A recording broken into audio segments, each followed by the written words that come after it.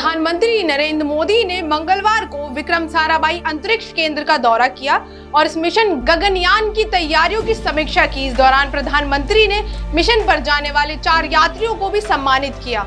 आइए पहले जानते हैं गगनयान मिशन है क्या। आप देख रहे हैं डेली अपडेट और मैं आपके साथ अंजलि भारद्वाज। गगनयान देश का पहला मानव अंतरिक्ष उड़ान है जिसके तहत 4 अंतरिक्ष यात्रियों को अंतरिक्ष की सैर कराई जाएगी। इस मिशन को 2024 के आखिर या 2025 की शुरुआत तक भेजा जा सकता है। इसी साल मानव रहित परीक्षण उड़ान होगी जिसमें एक व्योम मित्र रोबोट भेजा जाएगा। गगनयान मिशन 3 दिवसीय है। मिशन के लिए 400 किलोमीटर की पृथ्वी की निचली कक्षा पर मानव को अंतरिक्ष में भेजा जाएगा।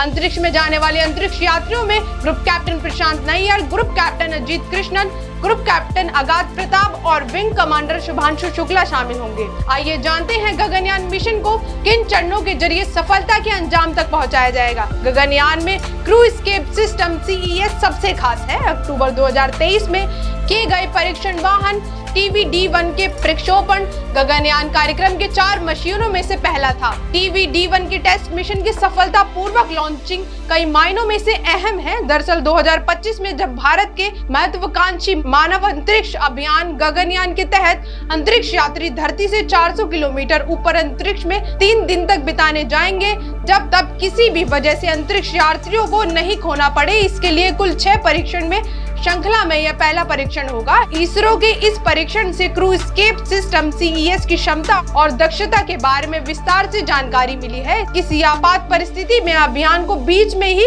रद्द किए जाने पर अंतरिक्ष यात्रियों को सुरक्षित बचाने की रणनीति के सेफ बनाने में मदद मिलेगी।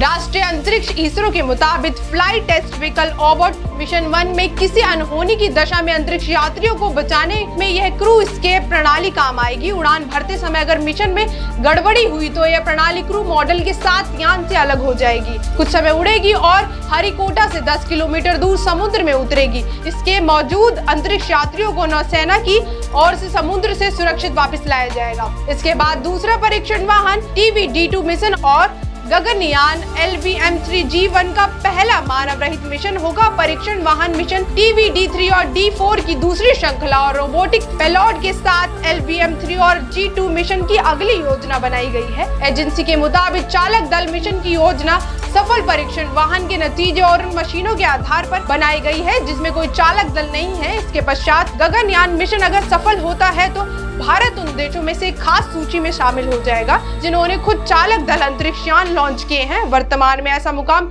हासिल करने वाले देश केवल अमेरिका, रूस और चीन है। ऐसे ही एपिसोड के लिए देखते रहे डेली अपडेट। धन्यवाद।